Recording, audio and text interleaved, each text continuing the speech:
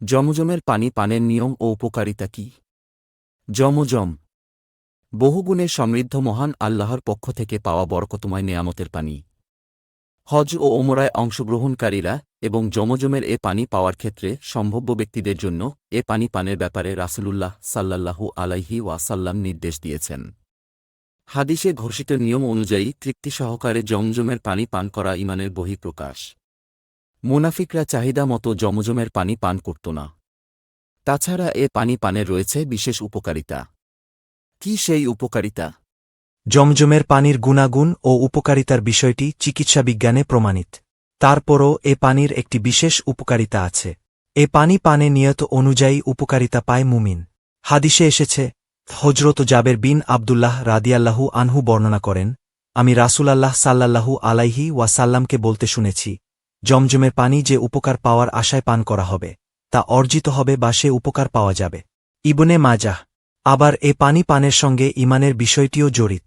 হাদিসে পাকে প্রিয় নবী সাল্লাল্লাহু আলাইহি ওয়াসাল্লাম এ পানি পানের নির্দেশ ও তা পান করার বর্ণনা করে উল্লেখ করেন। হজরত মুহাম্মদ বিন আব্দুর রহমান বিন আবু বাকর মাকবুল বর্ণনা করেন, আমি হজরত ইবনে আব্বাস রাদিয়াল্লাহু আনহুর কাছে বসা ছিলাম। এমন সময় এক ব্যক্তি তার কাছে এলে তিনি জিজ্ঞাসা করনে, তুমি কোথা থেকে এসেছ? সে বলল, জমজমের কাছ থেকে। তিনি জিজ্ঞাসা করলেন, তুমি কি তা থেকে প্রয়োজনমতো পানি পান করেছ?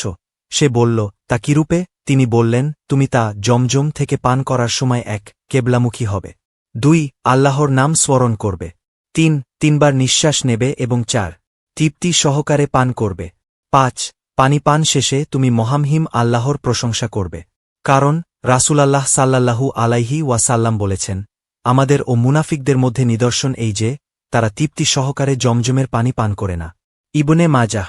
হজরত ইবনে আব্বাস রাদিয়াল্লাহু আনহু বর্ণনায় এসেছে, জমজমের এ পানি দাঁড়িয়ে কেবলামুখী হয়ে 3 নিঃশ্বাসে পান করা সুন্নাত।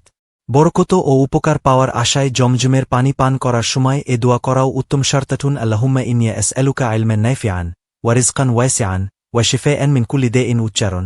আল্লাহুম্মা ইন্নী আসআলুকা ইলমান নাফিয়া ওয়া রিজকান ওয়াসিয়া ওয়া শিফান মিন কুল্লি দাইন অর্থ, হে আল্লাহ, আমি আপনার কাছে উপকারী জ্ঞান, প্রশস্ত রিজিক এবং যাবতীয় রোগ থেকে আরোগ্য কামনা করছি। দারাকুতনি, আব্দুর রাজ্জাক ও হাকেম।